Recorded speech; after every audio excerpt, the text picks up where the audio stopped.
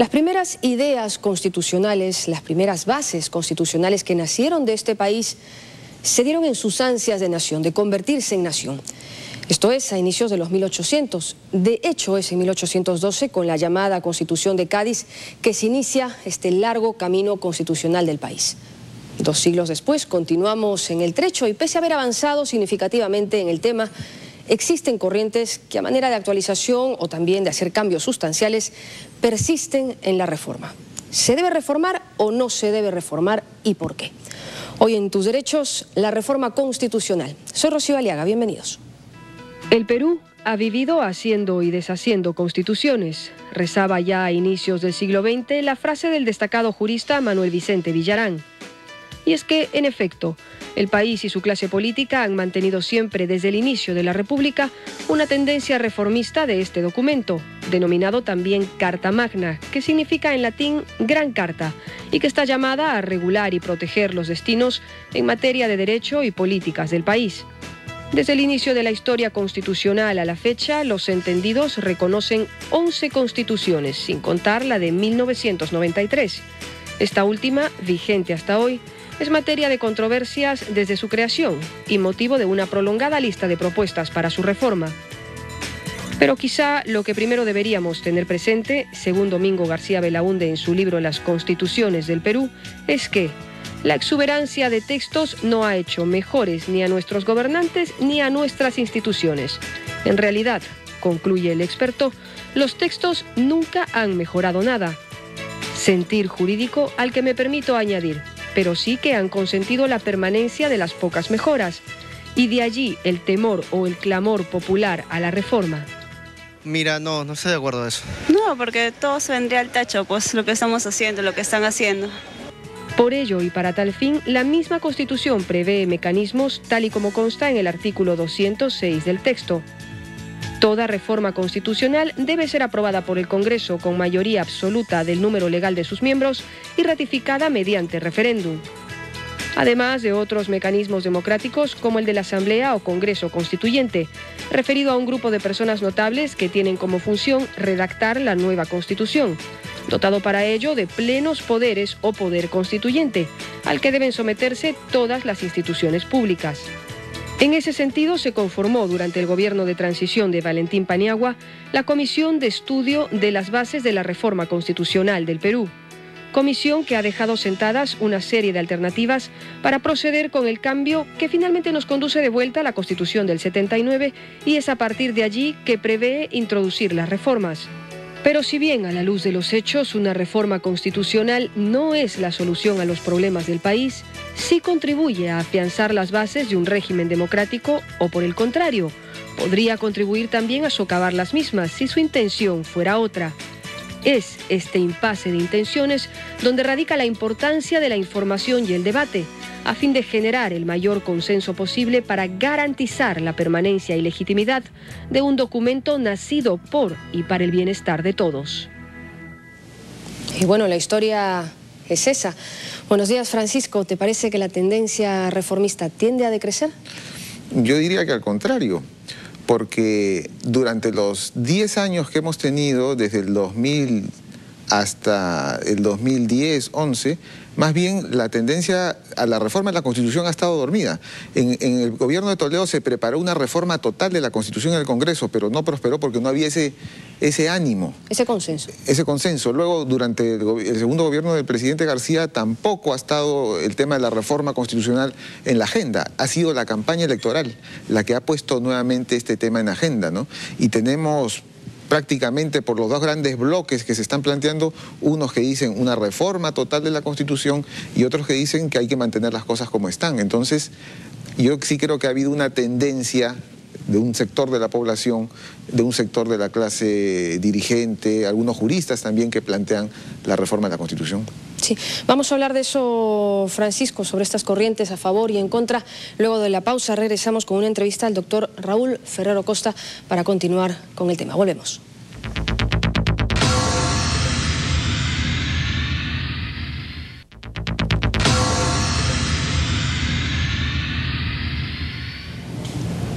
Estamos ya de vuelta en Tus Derechos esta mañana viendo el tema la reforma constitucional. Nos acompaña el destacado jurista Raúl Ferrero Costa, a quien agradecemos su presencia esta mañana en el programa. Doctor, buenos días y empezamos de frente. Las preferencias electorales nos han dejado este escenario. Por un lado, la agrupación política que dio paso, que generó la Constitución de 1993, que consideran ellos condujo a la recuperación del colapso económico del 80 y al crecimiento sistemático de la economía. Y por otro lado, precisamente a la agrupación que propone transformar el Estado con una nueva Constitución que instaure una economía nacional de mercado como un nuevo modelo de desarrollo. No lo digo yo, lo dicen ellos en ambos casos. ¿Qué reflexión le merece, doctor, este escenario desde el punto de vista de la reforma? Bueno, creo que una Constitución es un organismo vivo, ¿no? Requiere, por lo tanto, ser revisada permanentemente. Los países donde hay mayor tradición democrática y constituciones más sólidas, lo que ocurre usualmente es que se reforman puntualmente, se reforman parcialmente en el transcurso de los años. Es el caso de Estados Unidos, el caso de Francia, que es quizá la madre de todas las constituciones, el caso de Inglaterra, donde va a haber próximamente una modificación de la forma de votación para elegir a sus representantes, que tiene una fórmula muy anticuada. Y creemos que para el Perú lo más aconsejable sería eso mismo, o sea, una reforma parcial, puntual, porque a estas alturas, estando nosotros en pleno proceso electoral, pensar de que el país, una vez que tengamos elecciones generales el 5 de la segunda vuelta, el día 5 de junio, vamos a tener un panorama tranquilo y calmado, es muy optimista. O sea, la situación va a ser difícil, ya hemos visto cuál es la composición de las fuerzas en el Parlamento, por lo tanto, pensar en una asamblea constituyente para hacer una nueva constitución, más es lo que nos crearía inestabilidad política probablemente, más que el buen propósito de hacer una mejor constitución. Los países, más bien los países que llamamos nosotros el tercer mundo, tienen un poco esas ansias de producir constituciones cada vez que pueden, nuevas constituciones, porque la Constitución pues lo puede todo, se llama una asamblea constituyente y puede reformar absolutamente toda la Constitución. Nosotros hemos tenido más de 13, entonces fui ya con 13, incluyendo el estatuto provisorio, es mucho, por lo tanto mucho mejor creo sería reformarla parcialmente. A manera de actualización, tal vez. Si hay temas, yo creo que vale la pena modificar, que pueden ser muy importantes, muy sustanciales.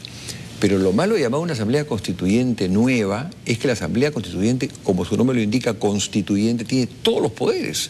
Puede rehacer por completo la Constitución y cambiar la organización política del país. Y eso generaría un estado de inestabilidad tremendo. Inclusive en teoría, como pasó en Ecuador hace poco, esa asamblea constituyente podría ser constituyente y a la vez constituirse en Congreso y disolver a este Congreso, porque la constituyente puede todo. ¿Qué panorama? Entonces el panorama es un poco arriesgado, diría yo, a estas alturas, en que tenemos un país desafortunadamente muy dividido en razón de la polarización que se ha dado en este proceso electoral, ¿no? Si es que esta polarización también es casi un referéndum, ¿no? A favor y en contra, en tanto las dos agrupaciones que han quedado, una dice que va a mantener la Constitución como está y la otra, pues, aunque ahora tal vez no lo quiera asumir o así, pretende cambiarla o por lo menos hacer cambios realmente importantes. En ese sentido, ¿usted considera que debería actualizarse tal vez bajo los mismos mecanismos que la Constitución prevé, sin ir a una asamblea? Sí, yo creo que por lo general, como siempre, ¿no? Cada vez que hay dos extremos, la verdad suele estar al medio, ¿no? Yo creo que la verdad está al medio. La Constitución es un organismo viviente. Hay que modificarla parcialmente y cada vez que sea necesario y las circunstancias lo exijan. Pero mantenerla como está, o crear una asamblea constituyente, convocar una constituyente para hacer una nueva, creo que las dos no son, ninguna de las dos es una buena alternativa. Mejor es hacer reformas puntuales, por ejemplo, por decirle, dejar de lado ya el voto obligatorio para sustituirlo por el voto voluntario, o ir hacia una bicameralidad, que es una reforma sustancial. Yo creo que uno de los defectos mayores que tiene esta Constitución vigente, la del 93, es que es un parlamento unicameral. Y estamos viendo que un parlamento unicameral no tiene los suficientes balances necesarios que son usuales en cualquier parlamento moderno y más aún en los que funcionan mejor, ¿no? En ese sentido es interesante que estos temas como la bicameralidad salgan al debate, igual que los temas de descentralización, que se estima también deberían estar presentes en esta Constitución. En ese sentido hay un trabajo ya avanzado de la Comisión, para no equivocarme, de estudio de las bases, sí, se hizo un buen al que usted trabajo. aportó. Sí, y nos llamaron a algunas personas conocedoras de estos temas constitucionales para colaborar. El Parlamento, que se constituyó del 2001 al 2006, se hizo un buen avance a este respecto. Ahí está el trabajo hecho.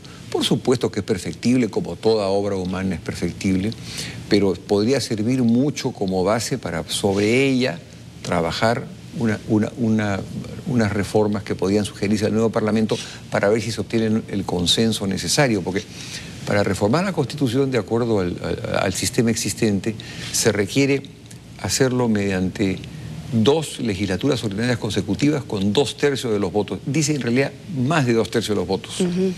O en su defecto, por mayoría simple, o sea, la mayoría ahora sería 66 votos, más un referéndum, lo cual puede ser más complicado, pero también es un mecanismo perfectamente previsto en la Constitución.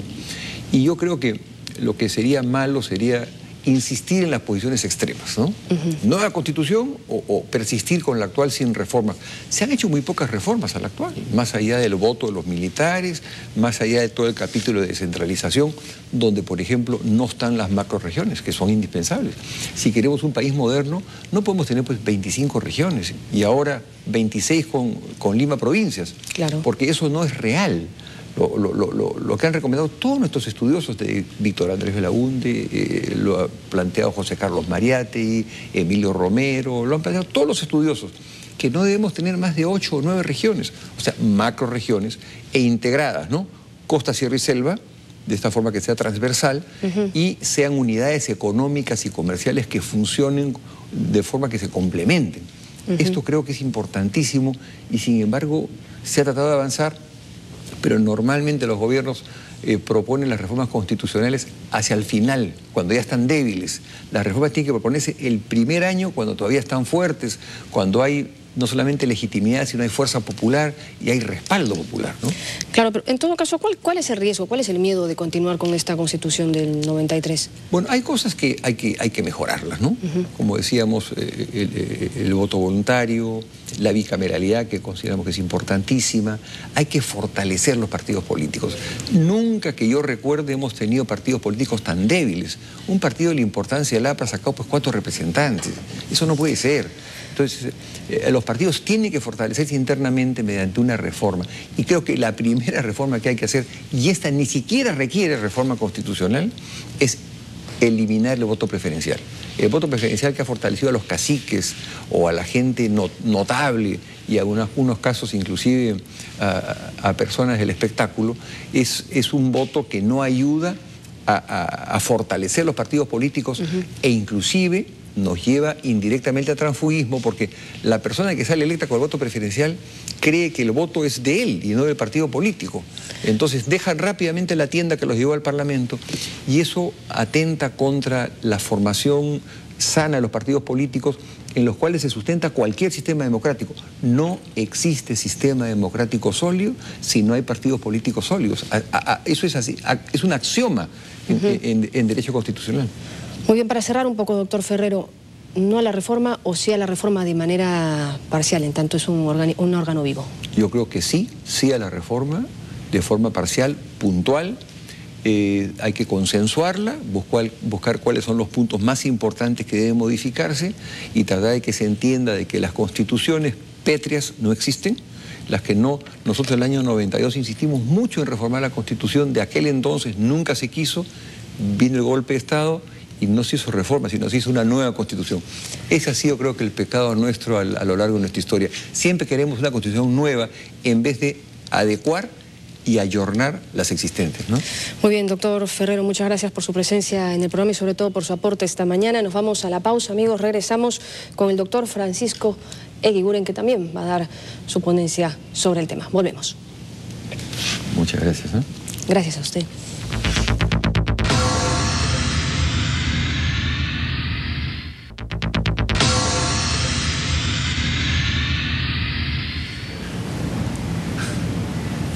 Bien, amigos, y continuando con el programa, nos encontramos ahora con el doctor Francisco Eguiguren Praeli. Doctor, bienvenido a nuestro programa. ¿Qué tal? ¿Cómo está? Bueno, pero antes de continuar con la entrevista, o de iniciar la entrevista, mejor dicho, vamos a ver una pequeña encuesta sobre la reforma constitucional.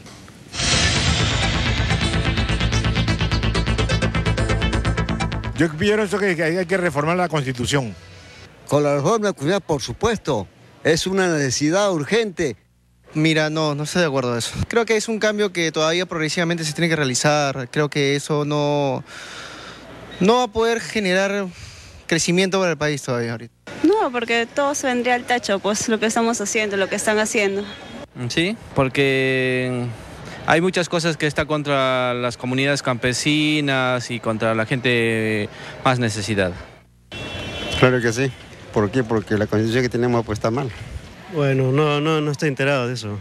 Sí, estoy de acuerdo, porque hay muchas cosas acá que en verdad en el Perú se dice que hay un cambio, se dice que estamos progresando, pero no progresamos. Eso es un maquillaje que dan nomás a la democracia. Según como sea la reforma, ¿no? Tendríamos que ver primero si nos va a favorecer al pueblo o si no, seguimos en lo mismo. Yo sí estaría de acuerdo, porque hay muchas cosas en las cuales el pueblo no es el favorecido. Bien, nos encontramos con el doctor Francisco Eguiguren Praeli, destacado constitucionalista. Doctor, entonces la ciudadanía parece que está igual que las tendencias electorales. Un grupo importante quiere la reforma y otro grupo prefiere que se mantenga. Bueno, en verdad, lo primero que tendríamos que decir es que ninguna constitución es eterna ni perpetua, por lo tanto no tendría por qué asombrar la necesidad de una reforma constitucional. Lo que hay que discutir sería cuánto cambiar de la Constitución, qué mantener, qué cambiar y cuándo hacerlo y cómo hacerlo, ¿no? Entonces yo creo que lo primero que hay que hacer es desmitificar la idea de que la posibilidad de cambiar una Constitución genera pues un caos o hecatombe, ¿no? No hace mucho, por ejemplo, se estaba planteando dentro del Congreso, en el debate parlamentario, la conveniencia de reformar la parte de la Constitución que habla de la inmunidad parlamentaria. Y al parecer la fórmula tenía algún tipo de acuerdo. Entonces, ¿por qué ahí nadie se sobresalta? Y cuando se habla de una reforma de la Constitución en medio de la campaña política, muchos se alteran, ¿no? Se ponen nerviosos. Pero usted, por ejemplo, ¿considera que debería ser una reforma total o parcial? Mire, a estas alturas en el derecho constitucional peruano y comparado, no es que vamos a estar inventando la pólvora, ¿no es cierto? La propia Constitución del 93 recogió un gran porcentaje de artículos de la del 79, a veces iguales o a veces con un cambio pequeño.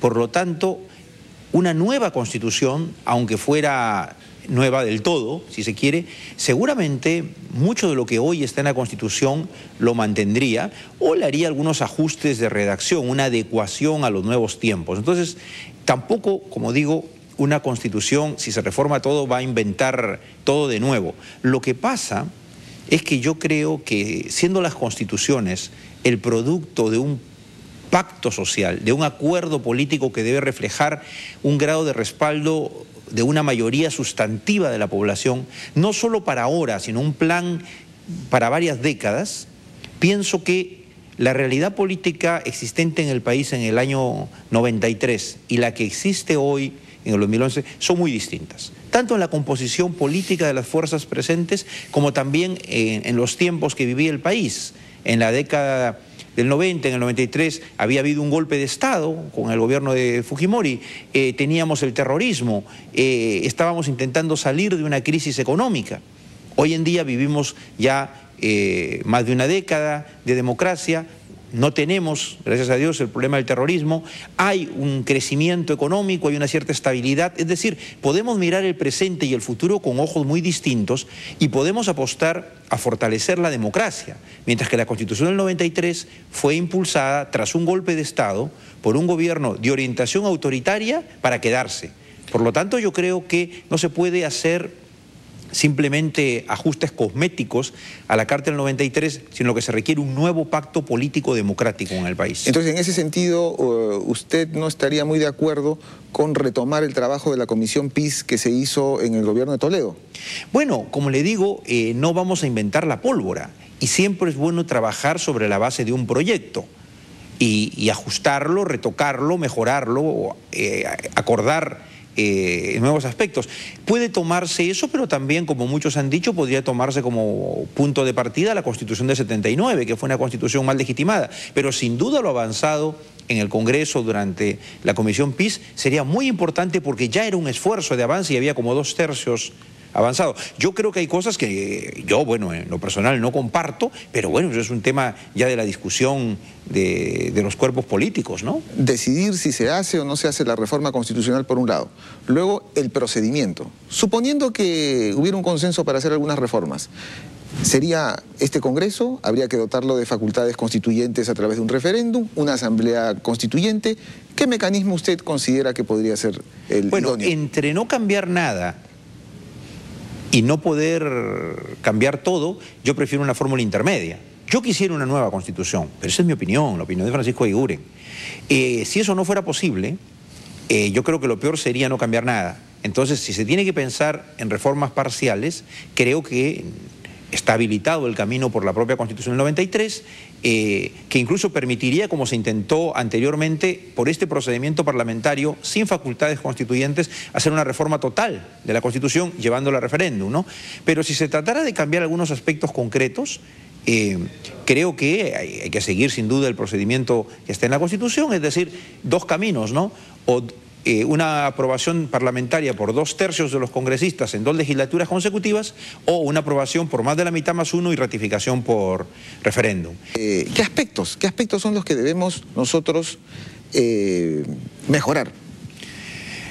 Bueno, la Constitución del 93, si bien, como dije hace un momento, retomó bastante de lo que, mantuvo bastante de lo que había en el 79, introdujo algunos cambios importantes que creo yo no es conveniente mantener, porque gran parte de la conflictividad social que se da en el interior del país, casi este recurrente problema, obliga a repensar muchas cosas. También la posición del electorado, el reclamo de cambio que tienen muchos sectores. Por ejemplo, la Constitución del 93 apostó a la reducción de los derechos económicos y sociales, los minimizó, los quitó del rubro de derechos fundamentales. Bueno, y a la población lo que más le interesa cotidianamente para su vivencia son los derechos económicos y sociales, lo que tiene que ver con la salud, con la educación, con la seguridad social, con el trabajo, con los derechos culturales, etc. Entonces, allá hay un primer tema de discrepancia. No pueden mantenerse en un papel relegado, ni en número ni en posición, los derechos económicos y sociales. La Constitución del 93 apostó a un Estado mínimo que casi renunció a regular la economía y lo entregó todo al mercado y a la libre iniciativa privada. Yo creo que la realidad actual muestra que hay que profundizar la idea de una economía social de mercado, donde el Estado, sin ser alguien que compita con la iniciativa privada porque no puede ni debe hacerlo, sí tenga un rol más activo, a veces de árbitro, a veces de regulador, y también asumiendo su intervención en temas donde la acción privada o no existe o no es eficaz. Entonces, ¿regresar al bicameralismo? Yo personalmente creo que sí. Lamentablemente, durante la época de Fujimori se difundió la idea que el bicameralismo era malo porque 2 cámaras eran más congresistas y salía más caro y demoraba más tiempo las decisiones. Fue una visión simplista o simplona, ¿no? Porque el actual Congreso unicameral o el anterior han costado muchísimo más que el Congreso bicameral de la década del 80. Yo creo que sí sería mejor un Congreso bicameral para que esté mejor representado el país, es decir, dar ahí una representación a las macroregiones del país en el Senado, y por otro lado para que haya un control que filtre mejor las decisiones políticas y legislativas en el Congreso, con 2 cámaras integradas por 2 grupos de personas distintas.